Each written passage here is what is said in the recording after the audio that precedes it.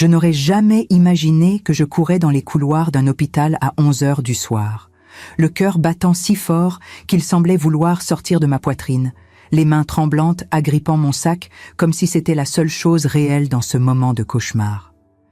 La pluie avait trempé mon manteau entre le taxi et l'entrée du CHU de Clermont-Ferrand, mais je n'avais même pas senti le froid.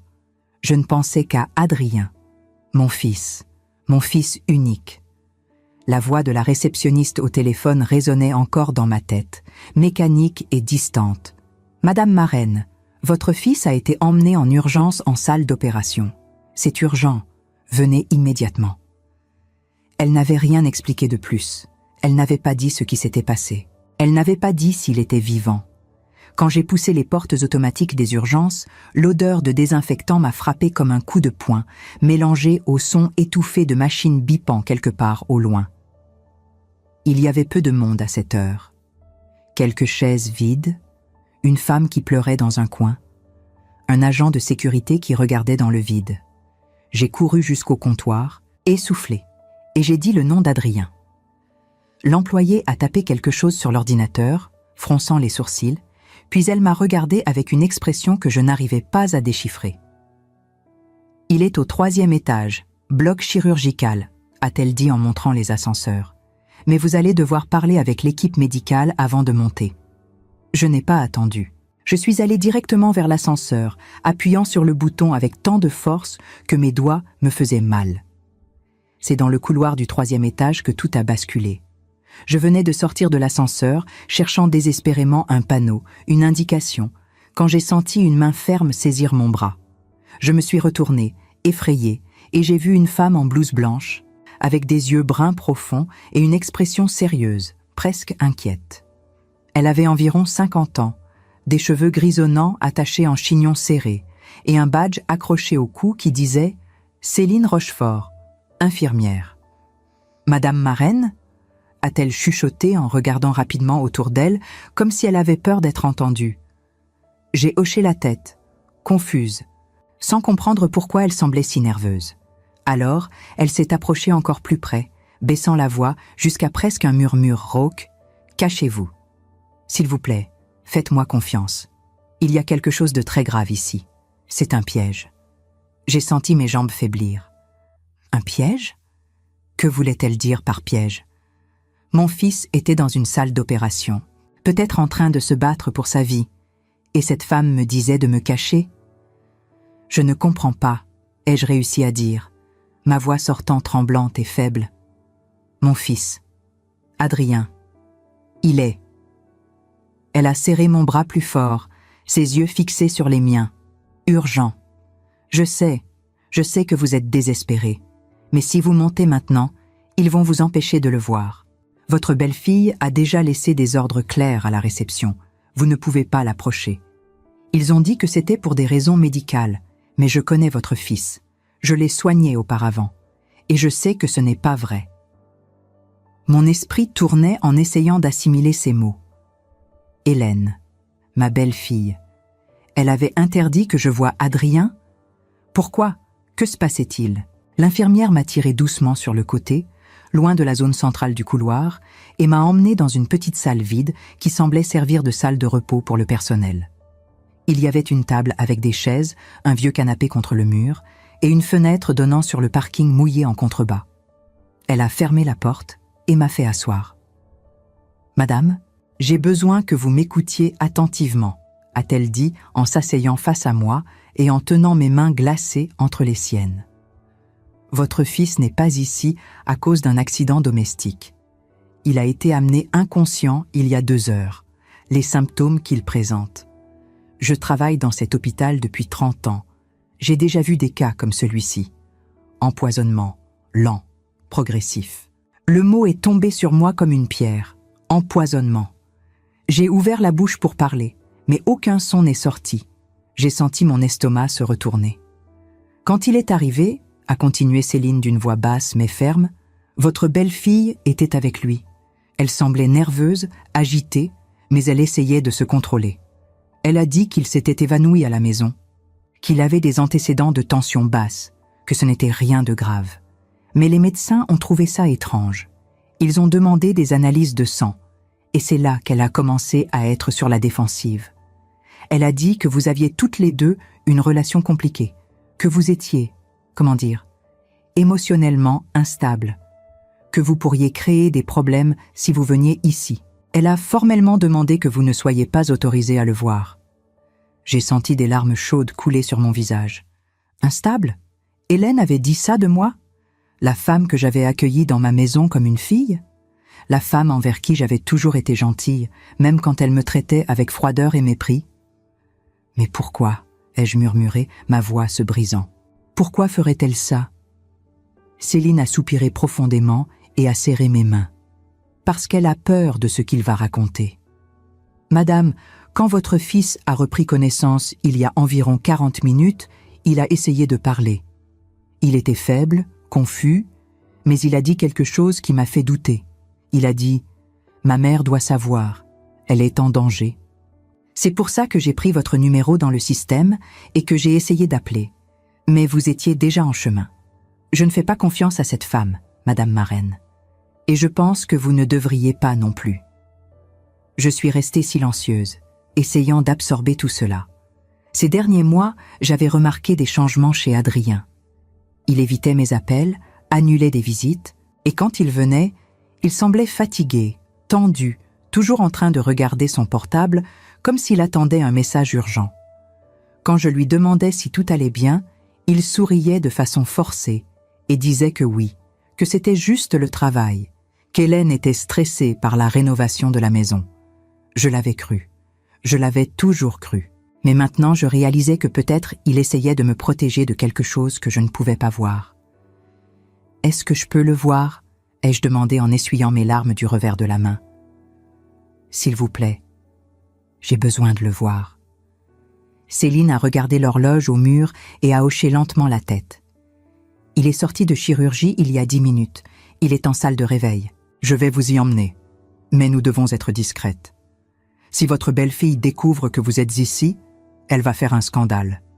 Et je ne peux pas risquer mon emploi, mais je ne peux pas non plus laisser quelque chose de grave arriver à ce jeune homme. C'est quelqu'un de bien, je le sais. » J'ai hoché la tête, ressentant un mélange de gratitude et de terreur. Je me suis levée, les jambes encore tremblantes, et j'ai suivi Céline dans le couloir silencieux. Nous sommes passés devant des portes fermées, des médecins pressés, des brancards vides appuyés contre les murs. L'odeur d'hôpital devenait de plus en plus forte. À chaque pas, mon cœur battait plus vite. Et puis, finalement, nous sommes arrivés devant une porte avec une petite plaque discrète. Réveil post-chirurgical. Céline m'a regardée, ses yeux transmettant une gravité presque maternelle.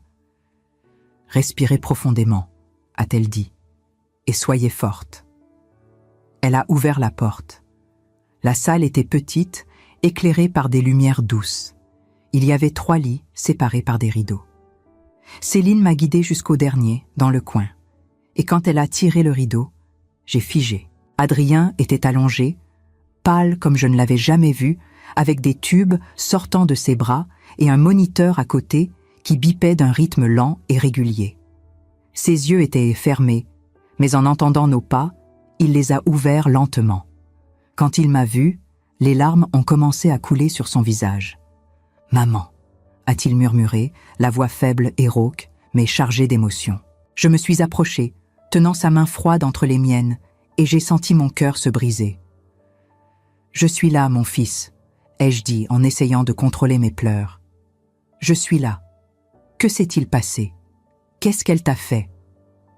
Il a fermé les yeux un instant, comme pour rassembler ses forces, puis il m'a regardée avec une intensité qui m'a effrayée. « Maman, elle veut tout. La maison, l'héritage de papa. Et quand j'ai essayé de l'en empêcher, elle m'a fait ça. » Il a respiré profondément, difficilement. « Tu es la prochaine. » Vous savez, pendant que je tenais la main froide de mon fils dans ce lit d'hôpital, j'ai réalisé quelque chose que vous, qui m'écoutez maintenant, avez peut-être aussi ressenti. Ce moment où la vie vous met face à une vérité que vous avez passé des années à ne pas vouloir voir. Si vous êtes là, de l'autre côté, à m'accompagner dans cette histoire qui fait encore mal à raconter, J'aimerais savoir, d'où m'écoutez-vous? Laissez un commentaire, s'il vous plaît. Savoir que je ne suis pas seule fait une différence. Et si vous pouvez aimer cette vidéo, cela m'aidera à continuer à raconter ce qui doit être dit. Parce que ce qui vient, maintenant. Eh bien, ce qui vient maintenant a tout changé. J'ai regardé Céline, qui restait à côté, observant tout en silence. Puis j'ai reporté mon regard sur Adrien. « De quoi parles-tu » ai-je demandé, ma voix tremblant. « Qu'est-ce qu'elle a fait » Il a avalé difficilement, cherchant ses mots. « Elle m'empoisonne, maman, petit à petit, depuis des mois. Au début, je pensais que c'était juste des problèmes d'estomac, de la fatigue, le stress du travail. Mais ensuite, j'ai commencé à remarquer un schéma. Chaque fois que je mangeais quelque chose qu'elle préparait, j'étais malade. Chaque fois que je posais des questions sur l'argent qui disparaissait de nos comptes, elle devenait agressive. Elle me faisait me sentir coupable. Et quand j'ai découvert ce qu'elle planifiait, quand j'ai trouvé les documents, il s'est arrêté, respirant difficilement. « Quels documents ?» ai-je insisté, sentant mon sang se glacer. Adrien a refermé les yeux. « Elle a falsifié ta signature, maman. Il y a des semaines. Des documents qui transfèrent la propriété de la maison de papa à son nom. Des documents qui la désignent comme ta tutrice légale, prétendant que tu as un Alzheimer avancé, que tu n'as plus la capacité de décider par toi-même. Elle avait tout préparé. Elle attendait juste le bon moment pour les présenter à la justice. J'ai senti le sol disparaître sous mes pieds. Tutrice légale? Alzheimer? J'étais parfaitement lucide. Je gérais ma propre vie, je payais mes factures, je lisais, je cuisinais, je parlais avec les voisins. Comment pouvait-elle faire une chose pareille? Mais c'est un crime, ai-je réussi à dire. Elle ne peut pas simplement. Adrien a ouvert les yeux et m'a regardé avec une tristesse profonde. Elle peut, maman, et elle allait réussir, parce que j'étais de son côté, parce que j'ai signé des papiers que je n'ai pas lus correctement, parce que je lui ai fait confiance. Et quand j'ai finalement compris ce qui se passait, quand je l'ai confrontée, elle n'a pas nié, elle a ri. Elle a dit que j'étais trop faible pour l'arrêter. Elle a dit que si je disais quelque chose à quelqu'un, elle me détruirait. Et puis, ça a commencé. J'ai commencé à me sentir très mal. Très mal. Céline s'est approchée. Les analyses de sang ont confirmé la présence d'une substance toxique dans son organisme. Nous attendons encore l'analyse complète, mais un protocole d'enquête a déjà été déclenché. La police sera informée dès que nous aurons les résultats définitifs. Je l'ai regardé, étourdi. La police, mon fils empoisonné, ma belle-fille essayant de me voler. Comment en était-on arrivé là? Comment n'avais-je rien vu? « Maman », a dit Adrien en serrant ma main avec le peu de force qu'il avait, « tu dois partir d'ici. Elle ne peut pas savoir que tu sais. Elle est dangereuse, plus que je ne l'imaginais. Elle a déjà réussi à tromper tant de gens. Des avocats, des médecins, même nos amis. Elle est convaincante. Et si elle sent que tu es sur son chemin ?» Il n'a pas terminé sa phrase, mais il n'avait pas besoin. J'avais compris. J'étais la prochaine. Je suis sortie de l'hôpital cette nuit-là avec l'aide de Céline, qui m'a emmenée par une sortie latérale pour éviter toute rencontre avec Hélène. Elle m'a donné son numéro de téléphone, elle m'a fait promettre que je resterai en contact, que je ne ferai rien d'impulsif.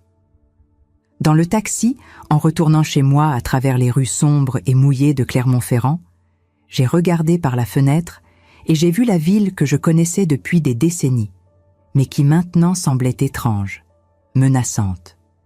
Quand je suis arrivée à mon appartement, j'ai verrouillé la porte, allumé toutes les lumières, et je suis restée là, debout au milieu du salon, essayant de comprendre quoi faire. Je suis allée dans la chambre et j'ai ouvert l'ancienne armoire en chêne que Pierre avait achetée chez un antiquaire à Lyon, il y a des années. Au fond, sous des boîtes de photos et de vieux documents, se trouvait la petite boîte en métal qu'il m'avait demandé de ne jamais ouvrir, sauf si c'était absolument nécessaire. « Si un jour tu dois te protéger, Solange, » m'avait-il dit en tenant ma main, déjà malade, déjà faible. « Tout ce dont tu as besoin est là. » Je n'avais jamais compris ce qu'il voulait dire. Je n'avais jamais imaginé que j'en aurais besoin. Mais maintenant, les mains tremblantes, j'ai pris la boîte, je me suis assise sur le lit et je l'ai ouverte. À l'intérieur se trouvait une enveloppe épaisse, scellée, avec mon nom écrit dans l'écriture reconnaissable de Pierre. Et à côté, une petite clé dorée. J'ai ouvert l'enveloppe avec précaution et j'ai commencé à lire. Et à chaque ligne, à chaque mot, je sentais mon cœur s'accélérer. Pierre savait. D'une manière ou d'une autre, il savait que quelque chose comme ça pouvait arriver. Et il m'avait laissé l'arme dont j'avais besoin. Pas une arme à feu, pas de violence, mais quelque chose de beaucoup plus puissant. La vérité. Et un secret qu'Hélène n'aurait jamais imaginé qui existait. Cette nuit-là, assise seule dans ma chambre, avec la pluie qui battait encore contre les fenêtres, j'ai pris une décision. Je n'allais pas me cacher. Je n'allais pas laisser qu'on me transforme en victime. Je n'allais pas permettre qu'on détruise ce que Pierre avait construit, ce que nous avions construit ensemble. J'allais me battre. Et j'allais gagner. Pas avec de la colère. Pas avec de la vengeance. Mais avec intelligence, dignité et justice. Parce que parfois, la force d'une femme ne réside pas dans la jeunesse, la beauté ou l'argent. Elle réside dans la capacité de voir la vérité quand tout le monde essaie de la cacher. Et d'agir quand tout le monde s'attend à ce que vous vous taisiez. Le lendemain matin, je me suis réveillée avec une clarté d'esprit que je n'avais pas ressentie depuis des mois, peut-être même des années. La pluie avait cessé pendant la nuit, laissant place à un ciel gris et lourd qui pesait sur Clermont-Ferrand comme une chape de plomb. J'ai préparé mon café dans la petite cuisine qui sentait encore le pain grillé de la veille, et je me suis assise à la table avec l'enveloppe de Pierre posée devant moi. Je l'avais lue 3 fois pendant la nuit, incrédule, bouleversée, mais aussi étrangement soulagée. Mon mari, cet homme discret et méticuleux qui avait travaillé toute sa vie comme notaire, avait anticipé quelque chose que moi, dans ma naïveté, je n'avais jamais voulu voir. La lettre était datée de 2 mois avant sa mort. Son écriture était encore ferme, bien que légèrement tremblante par endroits, trahissant la maladie qui le rongeait déjà. « Ma chère Solange », commençait-il, « si tu lis ces lignes, c'est que tu te trouves dans une situation difficile, peut-être même dangereuse. Pardonne-moi de ne pas avoir pu t'en parler de vive voix, mais certaines choses sont plus faciles à écrire qu'à dire, surtout quand on sait que le temps nous est compté. J'ai toujours été un homme prudent, tu le sais. Mon métier m'a appris qu'il faut toujours prévoir le pire, même quand on espère le meilleur. Et concernant Hélène, j'ai toujours eu des doutes. Je me suis arrêtée là, le cœur serré. Pierre avait eu des doutes sur Hélène dès le début. Il ne me l'avait jamais dit clairement, mais maintenant que j'y repensais, il y avait eu des signes. Des silences lors des repas de famille, des regards inquiets quand Adrien parlait de ses projets avec elle, des questions subtiles sur leurs finances, auxquelles notre fils répondait toujours de manière vague, presque gênée. Pierre avait vu ce que je refusais de voir, qu'Hélène n'aimait pas Adrien pour ce qu'il était, mais pour ce qu'il représentait. Une porte d'entrée vers notre patrimoine. La lettre continuait. J'ai pris certaines dispositions légales que personne ne connaît, pas même toi jusqu'à présent. La maison de la rue Blating, celle que nous avons achetée ensemble il y a 40 ans, n'est pas enregistrée uniquement à mon nom comme tout le monde le croit. Elle est en indivision totale avec toi, mais avec une clause particulière que j'ai fait rédiger par un confrère de confiance à Lyon, maître Bernard Dufour. Cette clause stipule que toute tentative de transfert de propriété, de vente ou de mise sous tutelle te concernant doit obligatoirement passer par un contrôle judiciaire approfondi, avec présentation de preuves médicales indépendantes et contre-expertise systématique. De plus, j'ai créé un fonds fiduciaire dont tu es l'unique bénéficiaire, géré par Maître Dufour lui-même. Ce fonds contient non seulement une partie de notre épargne, mais aussi des documents, des preuves et des témoignages que j'ai collectés au fil des années concernant certaines personnes de notre entourage. J'ai dû m'arrêter de lire pour reprendre mon souffle. Pierre avait fait tout cela dans mon dos? Non, pas dans mon dos, pour me protéger. Il savait qu'un jour, peut-être, quelqu'un essaierait de profiter de moi, de ma gentillesse, de ma confiance. Et il avait construit un bouclier invisible autour de moi. La lettre se terminait ainsi. La petite clé dorée que tu trouveras avec cette lettre ouvre un coffre à la Banque de France, agence centrale de Clermont-Ferrand. Numéro de coffre 347. Tout ce dont tu auras besoin s'y trouve. Fais confiance à Maître Dufour, il sait tout. Et surtout, ma chérie, ne laisse personne te faire croire que tu es faible. Tu es la femme la plus forte que j'ai jamais connue. Tu as juste besoin de te le rappeler. Je t'aime. Pour toujours. Pierre. J'ai pleuré. Pas de tristesse, mais de gratitude, de soulagement et aussi de colère envers moi-même pour avoir douté, pour avoir eu peur. Pierre m'avait laissé les armes nécessaires pour me battre. Maintenant, il ne restait plus qu'à les utiliser. J'ai pris mon téléphone et j'ai appelé le numéro inscrit au bas de la lettre. Une voix masculine, posée et chaleureuse, a répondu dès la deuxième sonnerie. « Cabinet Dufour, bonjour ?» J'ai pris une grande inspiration. « Bonjour, je suis Madame Solange Marraine. Je crois que vous attendiez mon appel. » Il y a eu un court silence, puis la voix a repris, plus douce, presque émue. « Madame Marraine. Oui, oui, j'attendais votre appel depuis longtemps. Trop longtemps même. Comment allez-vous » J'ai souri malgré moi. J'ai connu des jours meilleurs, Maître Dufour, mais je crois qu'il est temps de régler certaines choses. Il a acquiescé. Je suis entièrement d'accord. Pouvez-vous venir à Lyon demain matin ? Mon cabinet se trouve rue de la République. Je vais tout vous expliquer en détail. Et Madame Marraine, vous n'êtes pas seule. Vous ne l'avez jamais été. Le lendemain, j'ai pris le train pour Lyon. C'était une matinée froide de novembre, et le paysage défilait derrière la vitre dans des tons de gris et de brun. Je n'avais pas prévenu Adrien.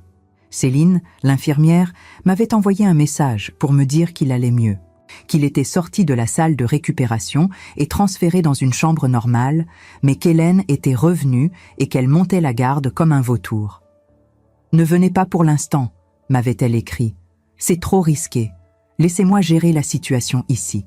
Faites ce que vous avez à faire de votre côté. » Le cabinet de Maître Dufour se trouvait dans un immeuble élégant du XIXe siècle, avec une façade en pierre de taille et des fenêtres hautes qui donnaient sur une cour intérieure pavée. J'ai gravi les escaliers lentement, mon cœur battant fort, et j'ai sonné à la porte marquée « B. Dufour, notaire ». Un homme d'une soixantaine d'années, aux cheveux blancs impeccablement coiffés et aux yeux d'un bleu perçant, m'a ouvert. Il portait un costume gris anthracite et une cravate bordeaux, et son sourire était à la fois triste et bienveillant. « Madame Marraine », a-t-il dit en me tendant la main. « Entrez, je vous en prie. » Son bureau était tout ce que j'imaginais. Bibliothèque remplie de livres de droit reliés en cuir, un grand bureau en acajou couvert de dossiers soigneusement rangés et au mur, des diplômes et des photos anciennes de Lyon. Il m'a invité à m'asseoir dans un fauteuil confortable face à lui et il a pris place derrière son bureau. « Avant toute chose, a-t-il commencé, je tiens à vous dire à quel point Pierre était un homme remarquable. Nous avons travaillé ensemble pendant près de 20 ans et je n'ai jamais rencontré quelqu'un d'aussi intègre et prévoyant. Ce qu'il a mis en place pour vous, c'est exceptionnel. » Il a ouvert un dossier épais devant lui et en a sorti plusieurs documents. « Voici la situation, madame.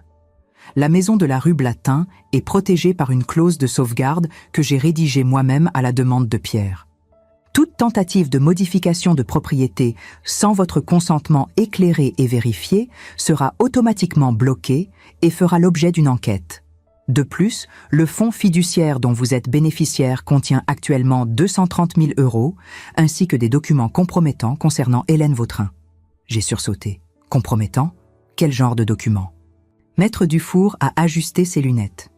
Pierre avait commencé à avoir des doutes sur elle il y a environ 3 ans. Il a engagé discrètement un détective privé, un ancien policier à la retraite, pour enquêter sur son passé. Ce que nous avons découvert est troublant. Hélène Vautrin n'est pas exactement celle qu'elle prétend être. Son vrai nom est Hélène Moreau. Elle a changé de nom légalement il y a 8 ans, après avoir été impliquée dans une affaire de fraude financière à Marseille. Elle n'a jamais été condamnée, mais plusieurs plaintes ont été déposées contre elle par d'anciens associés. Elle a une certaine habitude de s'approcher de personnes aisées, de gagner leur confiance, puis de disparaître avec leur argent. J'ai senti mon sang se glacer. Adrien ne savait rien de tout cela. Il était tombé amoureux d'un mensonge. « Pourquoi Pierre ne lui a-t-il rien dit ?» ai-je demandé, la voix tremblante. Maître Dufour a soupiré. « Parce qu'il savait qu'Adrien ne le croirait pas. Votre fils était, et est toujours, profondément épris d'elle. Pierre craignait que révéler ces informations ne provoque une rupture entre lui et Adrien. Il préférait attendre, observer et se tenir prêt à intervenir si nécessaire. Et malheureusement, le moment est venu. Il m'a tendu une chemise cartonnée. Tout est là. Les rapports du détective, les copies de plaintes, les témoignages et même des enregistrements de conversations que Pierre a réussi à obtenir légalement. Avec ces éléments, vous pouvez non seulement bloquer toute tentative de spoliation, mais aussi porter plainte contre elle pour tentative d'escroquerie, faux et usage de faux, et potentiellement pour tentative d'empoisonnement si les analyses médicales de votre fils confirment ce que nous soupçonnons. J'ai pris la chemise entre mes mains, sentant le poids de la vérité qu'elle contenait. Qu'est-ce que je dois faire maintenant ? Maître Dufour s'est penché en avant, ses yeux fixés sur les miens. Vous devez aller à la police, Madame Marraine.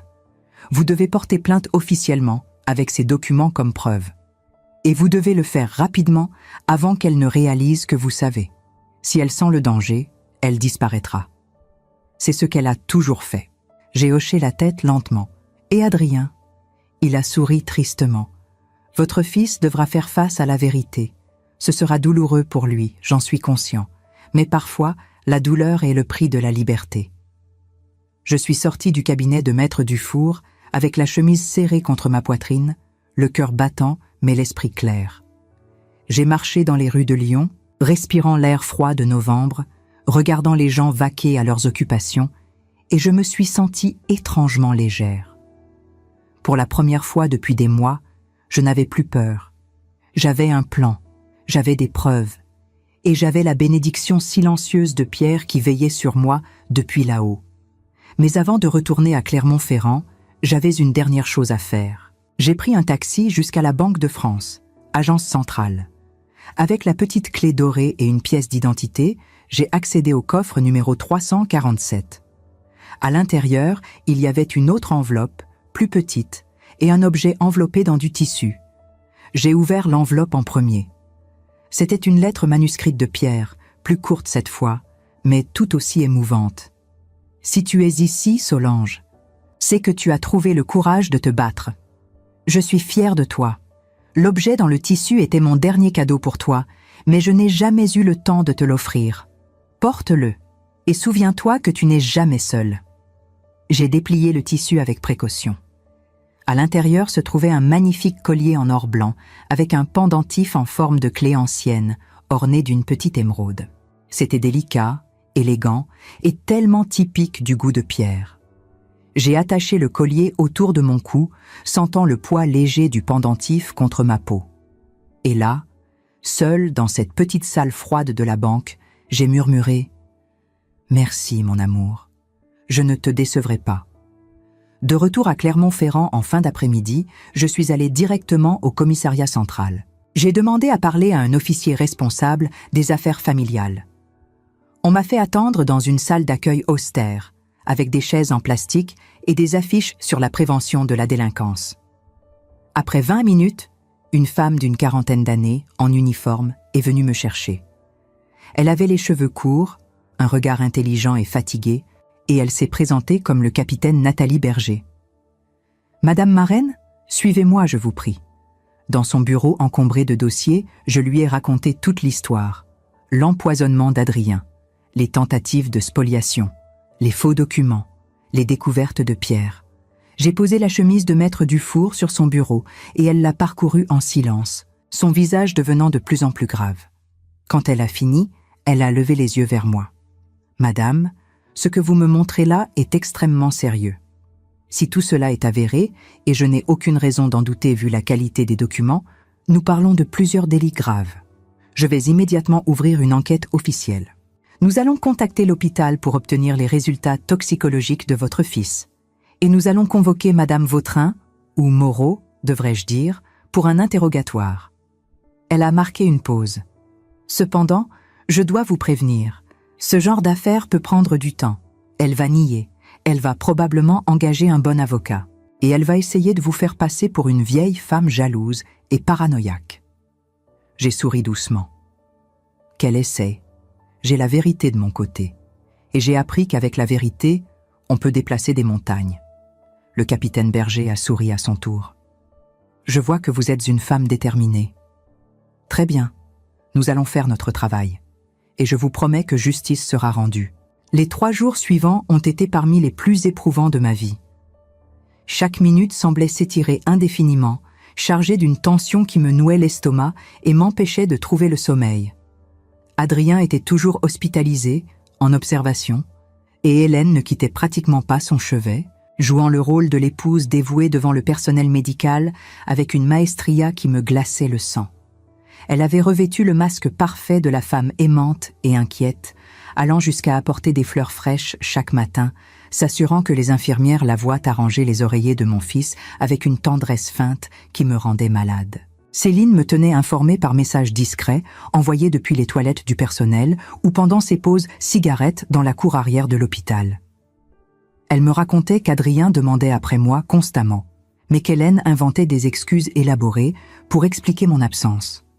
J'étais fatiguée, j'avais pris froid lors de ma dernière visite nocturne, j'avais des rendez-vous médicaux urgents pour mon cœur. J'avais même eu un léger malaise et mon médecin m'avait conseillé de rester au repos. Mon fils me croyait malade, fragile, alors que j'étais en train de construire méthodiquement le dossier qui allait non seulement sauver sa vie, mais aussi détruire celle de sa femme. Le capitaine Berger m'avait conseillé de ne rien dire, de ne rien faire qui puisse alerter Hélène de notre enquête en cours. La patience est notre meilleure arme pour l'instant, m'avait-elle répété lors de notre dernière conversation téléphonique. Si elle pressent le danger, elle disparaîtra comme elle l'a fait à Marseille. Cette fois, nous devons nous assurer qu'elle n'aura nulle part où aller. L'enquête progressait rapidement, avec une efficacité qui me surprenait et me rassurait à la fois. Les analyses toxicologiques avaient confirmé sans l'ombre d'un doute la présence d'arsenic dans le sang d'Adrien, à des doses qui ne laissaient aucune ambiguïté sur un empoisonnement volontaire et progressif, administré sur une longue période. Les médecins légistes avaient également trouvé des traces significatives dans ses cheveux, ce qui prouvait de manière irréfutable que cela durait depuis plusieurs mois, peut-être même depuis près d'1 an.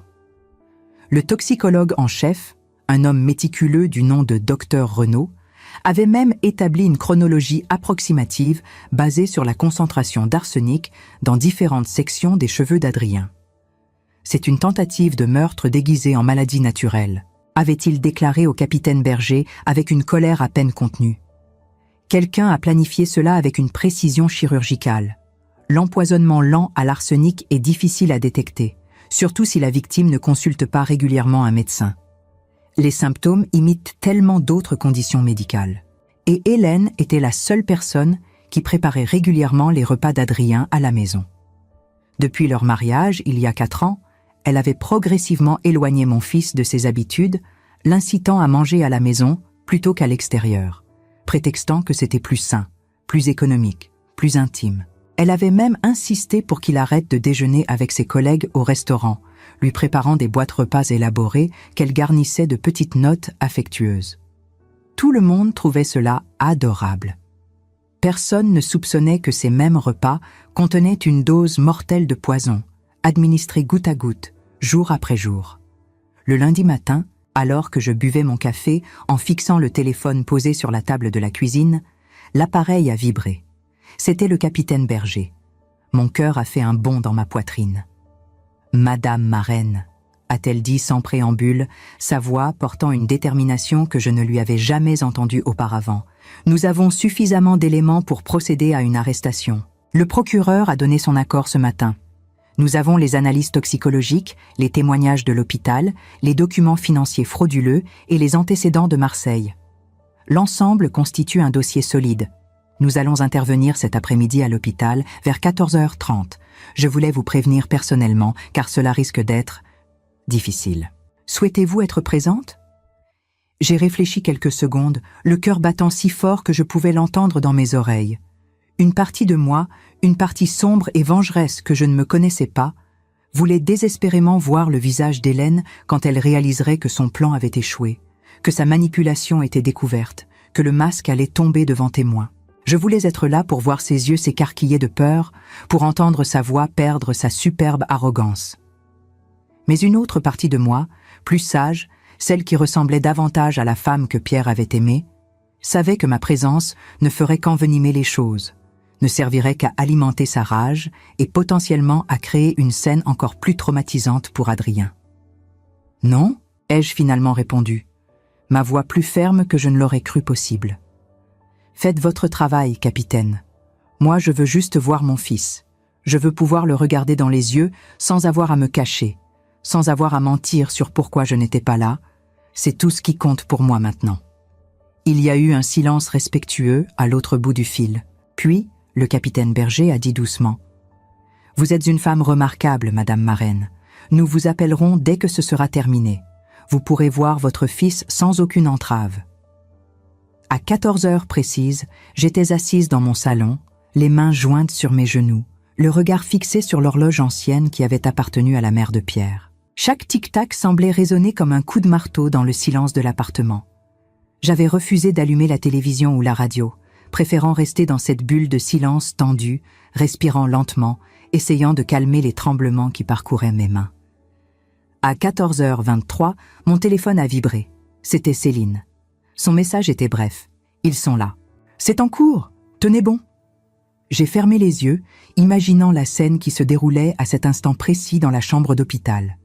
Hélène, dans sa tenue élégante qu'elle choisissait toujours avec soin, probablement un tailleur-pantalon sombre qui lui donnait l'air professionnel et respectable, assise sur la chaise inconfortable à côté du lit d'Adrien. Peut-être était-elle en train de lui tenir la main, ou de lui lire un article de journal, ou simplement de consulter son téléphone en gardant un œil vigilant sur la porte. Le capitaine Berger entrant avec 2 autres policiers, leurs pas résonnant dans le couloir silencieux de l'hôpital. La lecture des droits, énoncée d'une voix claire et professionnelle qui ne laisse place à aucune contestation. L'incrédulité feinte d'Hélène, son visage se transformant en masque de choc et d'incompréhension, ses mains portées à sa bouche dans un geste théâtral parfaitement calibré. « Mais de quoi parlez-vous? Il doit y avoir une erreur. Je suis sa femme. Je l'aime. Comment osez-vous insinuer que... » Puis la colère, montant progressivement comme une vague, quand elle réalise que les policiers ne reculent pas, qu'ils ont des preuves, qu'ils savent. Les cris, les accusations lancées dans tous les sens, essayant de trouver quelqu'un d'autre à blâmer. C'est sa mère, elle m'a toujours détesté. Elle a monté tout ça parce qu'elle ne supporte pas que son fils ait une vie sans elle. Elle est folle, elle est jalouse. Les menaces à peine voilées, proférées d'une voix qui commence à trembler malgré tous ses efforts pour garder le contrôle. Et finalement, les menottes, ce moment où la réalité devient incontournable, où le mensonge ne peut plus tenir, où le château de cartes s'effondre.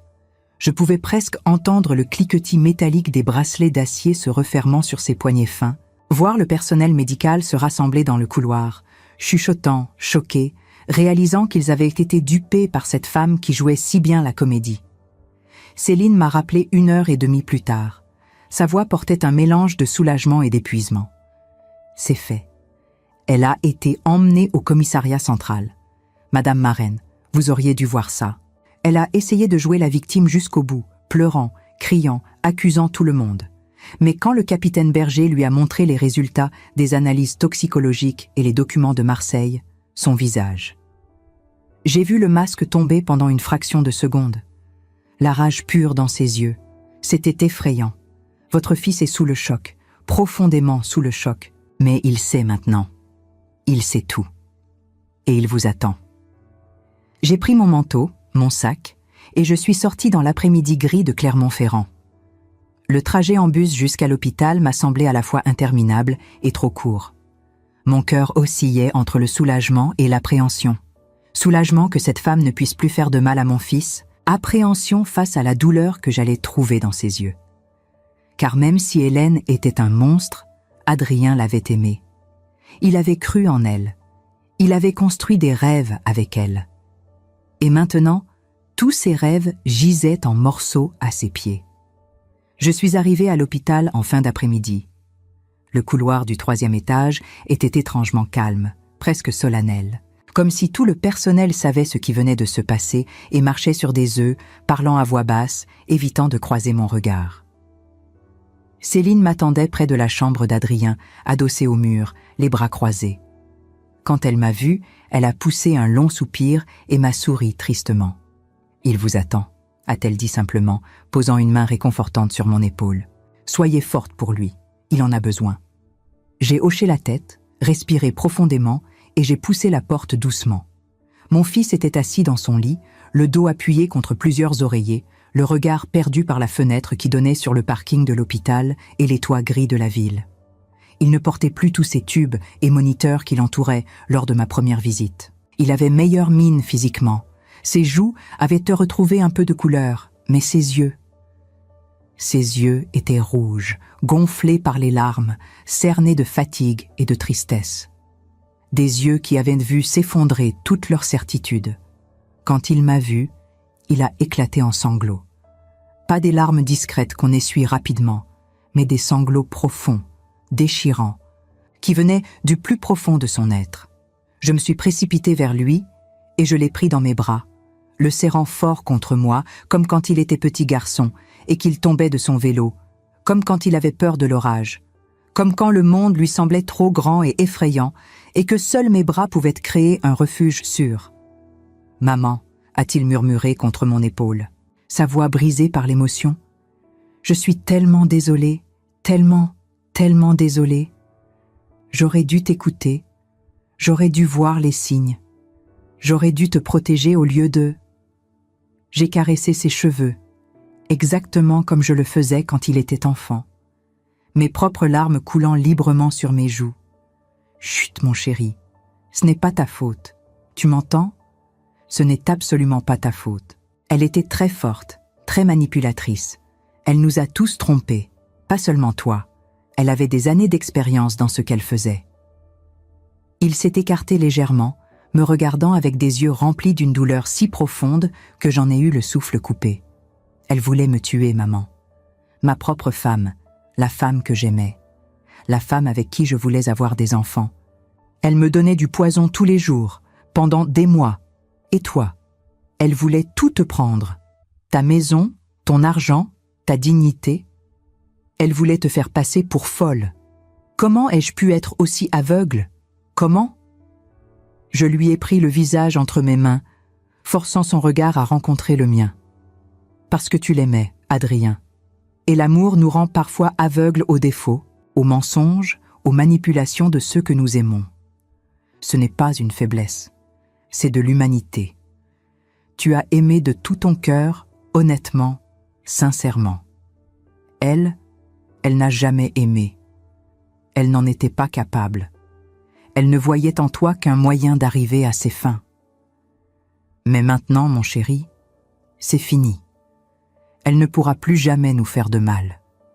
À aucun de nous deux. La justice va suivre son cours. Et nous allons nous reconstruire. Ensemble. Adrien a hoché la tête. Mais je voyais bien dans ses yeux que cette trahison allait laisser des cicatrices profondes, des marques invisibles mais indélébiles qui mettraient des années à s'atténuer. La confiance brisée ne se répare pas du jour au lendemain. L'amour trahi laisse des blessures qui suppurent longtemps après que le danger est passé. Nous avons parlé pendant des heures, assis côte à côte sur son lit d'hôpital, tandis que la lumière de l'après-midi déclinait lentement à travers la fenêtre, projetant des ombres longues sur les murs blancs de la chambre. Je lui ai raconté tout ce que Pierre avait fait, avec quelle prévoyance incroyable il avait anticipé une situation comme celle-ci. Les documents soigneusement préparés, le fonds fiduciaire établi avec Maître Dufour, les preuves collectées sur Hélène bien avant qu'elle ne montre son vrai visage. Je lui ai montré la lettre que son père m'avait laissée, cette lettre écrite d'une main déjà affaiblie par la maladie, mais d'un esprit toujours aussi clair et protecteur. En la lisant, Adrien a pleuré de nouveau, mais cette fois c'étaient des larmes différentes, mêlées de tristesse pour l'absence de son père et de gratitude pour son amour qui continuait à nous protéger même au-delà de la mort. « Papa savait », a-t-il murmuré en repliant délicatement la lettre, comme s'il manipulait un trésor fragile. Il a toujours su qu'elle n'était pas celle qu'elle prétendait être. Il a vu ce que moi, aveuglé par mes sentiments, je refusais de voir. Et il a construit ce bouclier autour de nous, cette protection silencieuse. Il nous a protégés même après sa mort. Comment ai-je pu douter de lui à l'époque? Il essayait de me mettre en garde, de manière subtile, et je l'ai ignoré. Je pensais qu'il était juste un père protecteur qui n'aimait pas ma nouvelle femme. J'étais tellement stupide. Tu n'étais pas stupide, ai-je répondu fermement. Tu étais amoureux. Et ton père ne voulait pas briser ton bonheur sans preuve solide. Il savait que s'il t'accusait ouvertement, sans preuve irréfutable, tu aurais pu le détester, te détourner de lui, et alors elle aurait gagné. Il a fait ce qu'il pensait être le mieux. Préparer une défense silencieuse, collecter des informations, nous donner les armes nécessaires le jour où nous en aurions besoin. Et ce jour est arrivé. Grâce à lui, nous sommes encore debout. Grâce à lui, tu es encore en vie. Les semaines suivantes ont été un tourbillon épuisant de procédures judiciaires qui semblaient ne jamais finir. Hélène a été officiellement inculpée de tentative de meurtre avec préméditation, escroquerie en bande organisée, faux et usage de faux, usurpation d'identité et tentative d'abus de faiblesse sur personnes vulnérables. La liste des charges était longue, accablante, laissant peu de place au doute. Son avocat, un homme élégant aux cheveux grisonnants qui portait des costumes 3 pièces impeccables, a tenté diverses stratégies de défense, chacune plus désespérée que la précédente. Il a d'abord plaidé la folie passagère, présentant des documents psychiatriques rapidement assemblés qui prétendaient qu'Hélène souffrait d'un trouble de la personnalité non diagnostiqué qui l'empêchait de distinguer le bien du mal. Mais l'expert psychiatre mandaté par le tribunal, après plusieurs examens approfondis, a conclu qu'elle était parfaitement consciente de ses actes, qu'elle avait planifié méthodiquement son crime sur plusieurs mois, et que cela démontrait au contraire une rationalité froide et calculatrice incompatible avec un diagnostic de folie. Ensuite, l'avocat a essayé de plaider le stress conjugal extrême, peignant le portrait d'une femme poussée à bout par un mariage difficile, une belle-mère envahissante, des pressions financières insupportables. Mais là encore, les preuves ont démoli cette défense. Les témoignages des collègues d'Adrien décrivant un homme doux et attentionné, les relevés bancaires montrant qu'il n'y avait aucune difficulté financière réelle et surtout la découverte de ses antécédents à Marseille qui prouvaient que ce n'était pas un acte isolé né du désespoir, mais un modus operandi bien établi. Puis est venue la tentative de plaider la dépression post-traumatique liée à une enfance difficile. L'avocat a présenté des témoignages de membres de la famille d'Hélène décrivant une enfance effectivement marquée par la pauvreté et la négligence. Mais le procureur a rétorqué brillamment que des millions de personnes survivent à des enfances difficiles sans pour autant empoisonner leurs conjoints et escroquer des personnes âgées. Les circonstances atténuantes, aussi réelles soient-elles, ne peuvent excuser le crime prémédité. Mais les preuves étaient trop accablantes, trop nombreuses, trop irréfutables. Les analyses toxicologiques détaillées, établissant non seulement la présence d'arsenic, mais aussi la chronologie précise de l'empoisonnement. Les témoignages des anciens associés de Marseille qui ont ressurgi comme des fantômes du passé, racontant des histoires similaires de manipulation, de confiance trahie, d'argent disparu. Le détective privé engagé par Pierre, un homme à la retraite nommé Monsieur Gérard Fontaine, qui a été appelé à témoigner et a présenté un rapport de 200 pages documentant minutieusement les mensonges d'Hélène, ses fausses identités, ses escroqueries passées. Maître Dufour a présenté tous les documents que Pierre avait compilés avec une précision implacable qui ne laissait aucune place à l'interprétation. Les faux documents portant ma signature contrefaite, les demandes de mise sous tutelle prêtes à être déposées, les transferts de propriété frauduleux déjà partiellement exécutés. Chaque pièce du puzzle était présentée méthodiquement, construisant une image indéniable d'une manipulatrice professionnelle qui avait fait de l'escroquerie son mode de vie. Et moi, j'ai témoigné devant le juge d'instruction lors d'une audience qui a duré près de 4 heures. Je me suis assise dans cette salle austère, sous les néons froids, avec Hélène à quelques mètres de moi, son regard glacial essayant de m'intimider. Et j'ai raconté calmement, sans haine mais sans pitié non plus, simplement les faits. L'isolement progressif d'Adrien. Les remarques blessantes qu'elle faisait sur mon âge, sur ma supposée confusion mentale. Les visites annulées, les appels téléphoniques non retournés. Les changements que j'avais observés chez mon fils, sa nervosité croissante, sa perte de poids, ses malaises inexpliqués. Adrien a également témoigné, et ce fut l'un des moments les plus difficiles du processus judiciaire. Il s'est assis à la barre, pâle, les mains tremblantes, et a dû revivre chaque moment de sa calvaire. Il s'est souvenu à voix haute de tous les repas après lesquels il s'était senti mal, des nausées persistantes, des étourdissements, des douleurs abdominales qu'Hélène attribuait au stress du travail. Il a raconté comment elle insistait pour qu'il mange certains plats spécifiques qu'elle préparait spécialement pour lui avec amour. Comment elle refusait systématiquement qu'il consulte un autre médecin que celui qu'elle avait choisi, un praticien qui, comme l'enquête l'a révélé, recevait des pots de vin pour minimiser les symptômes d'Adrien et ne pas approfondir les examens. Le puzzle se reconstituait pièce par pièce, révélant l'image horrible et fascinante d'une manipulatrice froide et calculatrice qui avait planifié son crime sur des mois, peut-être même des années, qui avait étudié les doses d'arsenic nécessaires pour provoquer une mort lente ressemblant à une maladie naturelle, qui avait méthodiquement isolé sa victime de son réseau de soutien, qui avait forgé des documents légaux avec une compétence troublante, qui avait joué différents rôles avec une aisance théâtrale impressionnante. L'épouse aimante à l'hôpital, la femme d'affaires compétente avec les avocats, la belle-fille préoccupée avec les connaissances de la famille. Le procès a eu lieu 6 mois plus tard, au printemps suivant, quand les arbres de Clermont-Ferrand commençaient à bourgeonner et que l'air sentait enfin autre chose que la pluie et le froid. La salle d'audience du tribunal de grande instance était bondée. Des journalistes de la presse régionale et même nationale, attirés par le caractère sensationnel de l'affaire. Des curieux venus assister à ce qui était déjà surnommé dans les médias l'affaire de l'empoisonneuse de Clermont-Ferrand. Des amis d'Adrien venus le soutenir, formant une haie silencieuse de solidarité. Même quelques-unes de mes amies du club de lecture qui avaient insisté pour m'accompagner ce jour-là. Hélène est arrivée encadrée par 2 gendarmes, vêtue sobrement d'un tailleur gris anthracite, les cheveux tirés en arrière en un chignon sévère, essayant encore et toujours de jouer la carte de la victime incomprise, de la femme accusée à tort. Elle portait peu de maquillage, avait choisi des lunettes à monture discrète qu'elle ne portait jamais auparavant, adoptant une apparence presque monacale, destinée à susciter la sympathie du jury.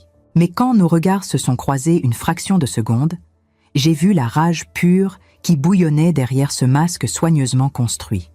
Le procureur, une femme d'une 40aine d'années nommée maître Sophie Duchamp, a lu l'acte d'accusation d'une voix claire et implacable qui a résonné dans le silence de la salle. Chaque charge énoncée sonnait comme un coup de marteau. Quand les preuves ont été présentées une à une, projetées sur un grand écran pour que tout le monde puisse les voir, quand les témoins ont défilé racontant leurs histoires avec des détails qui se recoupaient et se confirmaient mutuellement, j'ai vu le masque d'Hélène commencer à se fissurer. Elle a tenté de m'accuser directement, se levant brusquement malgré les protestations de son avocat, pointant un doigt tremblant vers moi et criant d'une voix qui commençait à perdre son contrôle. « C'est elle! C'est cette vieille folle qui a monté tout ça! Elle m'a toujours détestée parce qu'elle ne supporte pas que son fils ait une vie sans elle. Elle est jalouse, possessive, elle a manipulé Adrien contre moi, elle a soudoyé des témoins, elle a falsifié des documents. » Mais personne ne l'a cru. Le jury l'a regardé avec un mélange de dégoût et d'incrédulité. Son propre avocat semblait résigné, sachant que la cause était perdue. Et quand le verdict est finalement tombé, après 3 jours de délibération, 12 ans de prison ferme pour tentative de meurtre avec préméditation, 5 ans supplémentaires pour escroquerie en bande organisée et faux et usage de faux, Hélène a complètement perdu son sang-froid. Elle a crié, hurlé des insultes incompréhensibles, promis de se venger une fois sortie, menacé tout le monde dans la salle. Les gendarmes ont dû la maîtriser physiquement pour l'emmener hors de la salle d'audience, tandis qu'elle continuait à vociférer. Mais c'était fini. Vraiment fini. Elle avait perdu. La justice avait gagné. Et nous avions survécu. En sortant du tribunal ce jour-là, Adrien et moi nous sommes retrouvés sur les grandes marches de pierre devant l'imposant bâtiment néoclassique. Sous un ciel bleu éclatant, strié de quelques nuages blancs qui semblaient mains là pour rendre le moment encore plus irréel. Le soleil brillait avec une intensité presque cruelle après tant de jours sombres. Il a pris ma main dans la sienne, ses doigts s'entrelaçant avec les miens comme quand il était petit garçon. « Merci, maman », a-t-il dit simplement, sa voix encore fragile, mais déjà plus forte qu'elle ne l'avait été depuis des mois. « Merci d'avoir été plus forte que moi. Merci de ne pas m'avoir abandonnée. Merci d'avoir cru en la justice quand moi je ne croyais plus en rien. » J'ai souri, sentant les larmes monter encore une fois, mais c'étaient des larmes différentes maintenant, des larmes de soulagement et d'espoir. Je n'ai pas été plus forte, mon chéri. J'ai juste eu la chance incroyable d'avoir un mari qui m'aimait assez pour me préparer à ce combat, qui a vu venir le danger avant nous tous et qui a construit un rempart autour de nous. Et maintenant, c'est à nous de vivre, de vraiment vivre, de reconstruire ce qu'elle a essayé de détruire, de retrouver la joie, lentement peut-être, mais sûrement. Il a hoché la tête, les larmes coulant librement sur ses joues sans qu'il essaie de les cacher. Oui, c'est à nous de vivre maintenant. Et je te promets, maman, je te promets que je vais me reconstruire. Ça va prendre du temps, je le sais. Mais je vais y arriver. Nous allons y arriver, ensemble. 1 an s'est écoulé depuis ce jour au tribunal. 1 an pendant lequel j'ai appris à respirer de nouveau, à sourire sans crainte, à dormir sans cauchemar. Adrien a vendu la maison qu'il partageait avec Hélène. Trop de souvenirs toxiques y étaient attachés, et il a emménagé temporairement chez moi, le temps de se reconstruire. Au début, c'était difficile. Il se réveillait parfois la nuit, en sueur, criant. Il refusait de manger certains plats, même ceux que je préparais, par peur irrationnelle. Il a fallu l'aide d'un psychologue, de longues discussions, de la patience et de l'amour, pour qu'il retrouve peu à peu confiance. Aujourd'hui, il va mieux. Il a repris son travail d'architecte, il a même obtenu un contrat important pour la rénovation d'un bâtiment historique à Lyon. Il sort de nouveau, voit des amis, et parfois, je le surprends à rire sincèrement, ce rire que je n'avais plus entendu depuis des années. Il n'est pas encore prêt à refaire confiance à quelqu'un romantiquement, et je le comprends. Ces blessures-là prennent du temps à guérir, mais il avance, et c'est tout ce qui compte. Quant à moi, j'ai découvert que la vie après 68 ans peut encore réserver des surprises. J'ai rejoint un club de lecture dans le quartier où je retrouve chaque jeudi après-midi un groupe de femmes formidables avec qui je discute de romans, de voyages, de la vie. J'ai également commencé à donner des cours de français bénévoles à des migrants au centre social de Clermont-Ferrand. Voir leur visage s'illuminer quand ils parviennent enfin à construire une phrase correcte me remplit d'une joie que je n'avais pas ressentie depuis longtemps. Céline, l'infirmière qui m'a sauvé la vie en me prévenant ce soir-là à l'hôpital, est devenue une amie proche. Nous déjeunons ensemble 1 fois par mois dans un petit bistrot du centre-ville. Et elle me raconte les anecdotes de l'hôpital avec cet humour pince sans rire que j'adore. Elle me dit souvent « Vous savez, Madame Marraine, ce que vous avez fait, beaucoup de femmes de votre génération n'auraient pas osé. Vous vous êtes battue. Vous avez refusé d'être une victime. C'est admirable. » Je lui réponds toujours la même chose. Je n'ai fait que ce que n'importe quelle mère aurait fait pour protéger son enfant. Maître Dufour est également resté en contact. Il gère toujours le fonds fiduciaire que Pierre avait créé et grâce à cet argent, j'ai pu aider Adrien à démarrer sa nouvelle vie sans le poids des dettes qu'Hélène avait contractées en son nom. Nous avons également créé une petite fondation au nom de Pierre, qui aide les personnes âgées victimes d'abus financiers ou familiaux. Chaque année, nous organisons une conférence à Clermont-Ferrand pour sensibiliser le public à ces questions souvent taboues. La première conférence a attiré plus de 200 personnes. Je n'en revenais pas. Mais au-delà de tout cela, ce qui a vraiment changé en moi, c'est la perception que j'ai de ma propre force. Pendant des années, après la mort de Pierre, je me suis sentie petite, fragile, inutile. Une vieille femme dont le temps était passé, qui ne servait plus à grand-chose. Hélène avait d'ailleurs joué sur cette perception, me faisant sentir constamment que j'étais un fardeau, une gêne, quelqu'un dont il fallait se débarrasser. Mais en me battant, en refusant de me laisser faire, j'ai découvert que l'âge n'est pas une faiblesse, c'est une richesse. Avec l'âge viennent l'expérience, la sagesse et surtout la clarté de voir les choses telles qu'elles sont vraiment. Un jour, alors que je triais de vieilles photos dans le grenier, Je suis tombée sur une photo de Pierre et moi prise lors de notre voyage en Provence, il y a plus de 20 ans. Nous étions assis sur un banc, devant un champ de lavande, et nous nous regardions en riant. Je me suis souvenue de ce moment avec une précision troublante.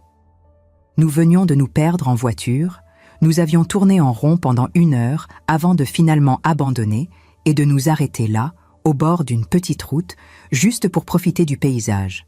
Pierre avait dit « Tu vois, Solange, parfois se perdre nous mène exactement où nous devons être. » Sur le moment, j'avais ri, trouvant la phrase un peu cliché. Mais maintenant, en tenant cette photo, je comprenais ce qu'il voulait dire. Je me suis perdue pendant un moment, après sa mort.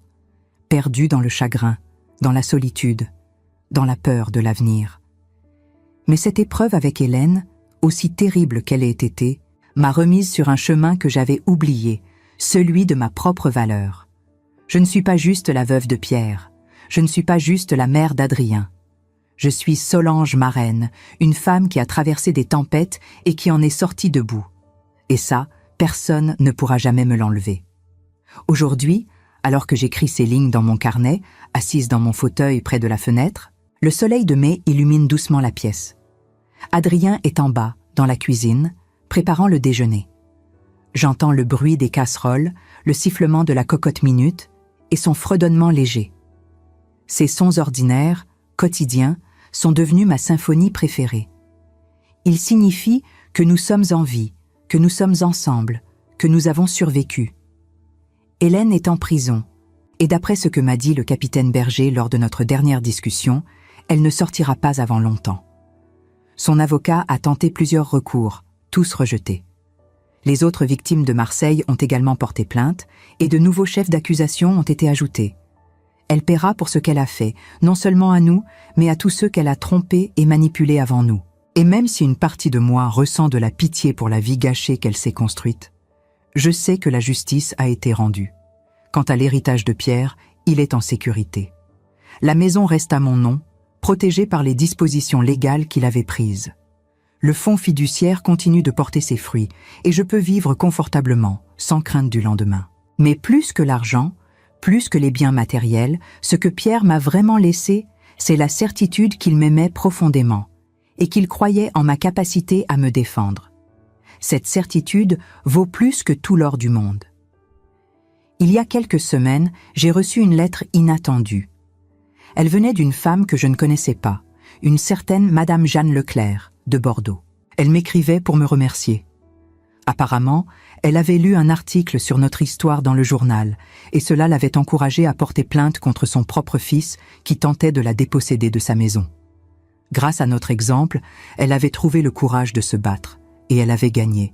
« Vous m'avez montré qu'il n'est jamais trop tard pour se défendre », écrivait-elle. « Merci. Madame Marraine, vous êtes une inspiration. » J'ai pleuré en lisant cette lettre, non pas de tristesse, mais de reconnaissance. Si mon histoire pouvait aider ne serait-ce qu'une seule personne, alors tout ce que j'avais traversé en valait la peine. Aujourd'hui, quand je regarde en arrière, je ne regrette rien. Pas même les moments les plus sombres, parce qu'ils m'ont appris qui j'étais vraiment. Ils m'ont rappelé que la dignité n'est pas quelque chose que l'on nous donne. C'est quelque chose que l'on choisit de garder, même quand tout semble perdu. Et que l'amour véritable, celui que Pierre avait pour moi, ne meurt jamais. Il se transforme. Il devient guidance, protection, force intérieure. Ce soir, Adrien et moi irons dîner dans notre restaurant préféré, celui où Pierre nous emmenait pour les grandes occasions. Nous lèverons un verre à sa mémoire, nous rirons en nous souvenant des bons moments et nous parlerons de l'avenir. Car oui, il y a un avenir. Il y a encore tant de choses à vivre, tant de bonheurs simples à savourer. Et je compte bien en profiter, pleinement, sans peur, sans regret. À toutes celles et ceux qui me lisent ou m'écoutent, à toutes les personnes qui se sentent parfois invisibles, diminuées, oubliées à cause de leur âge, je veux dire ceci. Vous avez de la valeur, vous avez de la force, et vous avez le droit de vous défendre, de dire non, de refuser d'être une victime. L'âge n'est pas une faiblesse, c'est une sagesse, et cette sagesse, personne ne peut vous l'apprendre. La vie m'a appris que les véritables ennemis ne sont pas toujours ceux que l'on imagine. parfois, il porte le visage de quelqu'un que l'on aime, quelqu'un en qui on a confiance. Mais la vie m'a aussi appris que la vérité finit toujours par éclater, que la justice existe, et que même dans les moments les plus sombres, il y a toujours quelqu'un prêt à nous tendre la main. Céline a été cette main pour moi. Pierre, même absent, a été cette main. Maître Dufour, le capitaine Berger, et tant d'autres. Nous ne sommes jamais vraiment seuls. Alors voilà, c'est mon histoire. Une histoire qui a commencé par une nuit de pluie, un appel désespéré et un couloir d'hôpital où tout aurait pu basculer. Mais qui se termine, ou plutôt qui continue, sous le soleil de Clermont-Ferrand, dans le rire de mon fils, dans la chaleur de mon foyer retrouvé, et dans la certitude que je suis exactement là où je dois être, vivante, debout et libre. Et si je devais résumer tout ce que j'ai appris en une seule phrase, ce serait celle-ci. Ne laissez jamais personne écrire la fin de votre histoire à votre place. Car vous seul avez ce pouvoir. Et ce pouvoir, croyez-moi, est immense. Voilà, c'est mon histoire, celle que je viens de partager avec vous, non pas parce que c'est facile de revivre ces moments, mais parce que je crois profondément que nos épreuves peuvent éclairer le chemin de quelqu'un d'autre. Quand j'étais assise dans ce couloir d'hôpital, tremblante et perdue, je me sentais seule au monde. Je pensais que personne ne pourrait comprendre ce que je vivais. Mais aujourd'hui, en vous racontant tout cela, je réalise que peut-être, quelque part, vous avez ressenti cette même solitude, cette même trahison, ce même moment où tout ce que vous pensiez savoir sur quelqu'un s'est effondré. Je ne sais pas où vous êtes en ce moment. Peut-être êtes-vous chez vous, dans votre cuisine, une tasse de café refroidissant entre vos mains. Peut-être êtes-vous dans votre jardin, écoutant ma voix pendant que vous vous occupez de vos fleurs. Peut-être êtes-vous allongé dans votre lit, incapable de dormir parce que vos propres souvenirs remontent à la surface. Où que vous soyez, j'aimerais vraiment le savoir. Dites-moi d'où vous m'écoutez. Pas par simple curiosité, mais parce que savoir que nous ne sommes pas seuls dans nos luttes, ça change tout. Ça transforme la douleur en quelque chose de moins lourd à porter. Et j'ai une question qui me hante depuis que tout cela est terminé. Une question que je me pose encore certaines nuits quand le sommeil tarde à venir. Si vous étiez à ma place, auriez-vous fait la même chose? Auriez-vous trouvé cette force que je ne savais même pas posséder? Ou auriez-vous choisi un autre chemin? Il n'y a pas de bonne ou de mauvaise réponse, vous savez. Chacune de nous réagit différemment face au danger, face à la trahison. Certaines se battent, d'autres fuient, d'autres encore préfèrent pardonner et oublier. Je ne juge personne. Je veux juste comprendre. Je veux entendre vos voix, vos histoires, même si elles sont douloureuses. Surtout si elles sont douloureuses. Parce que nous avons vécu, vous et moi. Nous avons traversé des décennies, des joies et des peines, des amours et des pertes. Nous portons en nous des cicatrices invisibles que personne d'autre ne voit mais qui sont bien réelles. Des moments où quelqu'un en qui nous avions confiance nous a trahis. Des situations où nous nous sommes sentis impuissantes, diminuées, oubliées. Et pourtant, nous sommes encore là, encore debout, encore capables de ressentir, d'aimer, de nous battre quand il le faut. Cette résilience, elle mérite d'être célébrée. Elle mérite d'être partagée. Laissez-moi un commentaire. Racontez-moi votre histoire, même si ce n'est que quelques lignes. Dites-moi ce que ce récit a éveillé en vous. Peut-être une colère que vous avez gardée enfouie pendant des années. Peut-être un souvenir que vous aviez essayé d'oublier. Peut-être une force que vous ne saviez pas avoir. Ou peut-être simplement un soupir de soulagement en réalisant que vous n'êtes pas la seule à avoir vécu ce genre d'épreuve. Vos mots, aussi simples soient-ils, créent des ponts entre nos solitudes. Ils transforment nos histoires individuelles en une force collective. J'ai appris quelque chose de fondamental à travers tout cela. J'ai appris que l'âge n'est pas une faiblesse, que nos années ne nous rendent pas vulnérables, elles nous rendent sages, que notre expérience n'est pas un fardeau, c'est une richesse. Combien de fois avons-nous entendu qu'à notre âge, il faut se faire discrète, ne pas déranger, accepter ce qui vient sans protester? Combien de fois nous a-t-on fait sentir que nos opinions ne comptaient plus, que nos sentiments étaient exagérés, que notre perception de la réalité était faussée par l'âge? Eh bien, j'ai découvert que tout cela est un mensonge. Un mensonge confortable pour ceux qui préfèrent que nous restions silencieuses. Mais nous ne sommes pas silencieuses. Nous avons des voix. Nous avons des histoires. Nous avons survécu à des guerres, à des crises, à des deuils, à des trahisons. Nous avons élevé des enfants, construit des foyers, soutenu des familles entières. Nous avons aimé profondément et perdu douloureusement. Et tout cela, toute cette vie vécue, elle compte. Elle a de la valeur. Elle mérite d'être entendue. Alors si vous êtes encore là, à m'écouter, c'est que quelque chose résonne en vous. C'est que mon histoire touche une corde sensible dans la vôtre. Et je vous en suis profondément reconnaissante. Si cette histoire vous a touché, si elle a fait remonter des émotions que vous pensiez avoir enterrées, ou si elle vous a simplement fait réfléchir différemment sur votre propre force, faites-le moi savoir. Appuyez sur ce petit bouton d'abonnement, non pas pour moi, mais pour nous, pour créer une communauté de femmes qui refusent d'être réduites au silence, une communauté qui sait que nos années sont notre super pouvoir, pas notre faiblesse. Chaque abonnement, chaque commentaire, chaque partage envoie un message puissant. Nous existons, nous comptons, et nous ne nous laisserons pas effacer. Je pense souvent à toutes ces femmes qui n'ont pas eu la chance que j'ai eue. Celles qui n'avaient pas un Pierre pour les protéger même après sa mort. Celles qui n'ont pas eu une Céline pour leur tendre la main au bon moment. Celles qui ont été dépossédées de tout ce qu'elles avaient construit, qui ont été enfermées dans des maisons de retraite contre leur volonté, qui ont été déclarées inaptes par des enfants cupides ou des conjoints manipulateurs. Elles sont plus nombreuses qu'on ne le pense. Et elles méritent que leurs histoires soient racontées aussi, que leurs injustices soient reconnues, que leur dignité soit restaurée. Alors quand vous commentez, quand vous partagez, quand vous vous abonnez, vous ne le faites pas juste pour consommer du contenu. Vous participez à quelque chose de plus grand. Vous contribuez à briser le silence qui entoure les abus envers les personnes âgées. Vous aidez d'autres femmes à réaliser qu'elles ne sont pas folles, qu'elles ne sont pas paranoïaques, qu'elles ont le droit de se défendre. Vous créez un espace où nos voix, souvent ignorées par une société obsédée par la jeunesse, peuvent enfin être entendues et respectées. J'aimerais savoir ce que vous avez ressenti en écoutant ce récit. Est-ce que cela vous a mis en colère? Est-ce que cela vous a fait pleurer? Est-ce que cela vous a donné de l'espoir? Ou peut-être un mélange de tout cela. Vos réactions comptent énormément pour moi. Elles me disent que je ne suis pas seule dans ce que j'ai vécu, dans ce que j'ai ressenti. Elles me rappellent pourquoi il était important de partager cette histoire, aussi douloureuse soit-elle.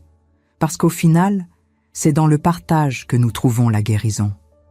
C'est en brisant notre isolement que nous retrouvons notre pouvoir. Et si vous connaissez quelqu'un, une amie, une sœur, une voisine, qui traverse quelque chose de similaire, qui se sent impuissante face à une situation injuste, partagez cette histoire avec elle. Montrez-lui qu'il y a toujours un chemin, même quand tout semble perdu, qu'il existe des ressources, des lois, des personnes prêtes à aider, qu'elle n'est pas obligée d'accepter l'inacceptable sous prétexte qu'elle a atteint un certain âge, que sa vie, son bien-être, sa dignité valent encore la peine de se battre. Toujours. Avant de vous quitter, je veux vous dire une dernière chose. Merci. Merci d'avoir pris le temps d'écouter mon histoire jusqu'au bout. Merci de m'avoir accompagné dans ce voyage douloureux mais nécessaire. Merci de faire partie de cette communauté invisible mais puissante de femmes qui refusent de disparaître dans le silence. Votre présence ici, même silencieuse, elle signifie quelque chose. Elle signifie que nous sommes ensemble dans cette bataille pour rester visibles, pour rester entendus, pour rester debout. Alors commentez, abonnez-vous, partagez. Et surtout, n'oubliez jamais votre propre force. Elle est là, en vous, attendant juste que vous la reconnaissiez. Prenez soin de vous. Et à très bientôt.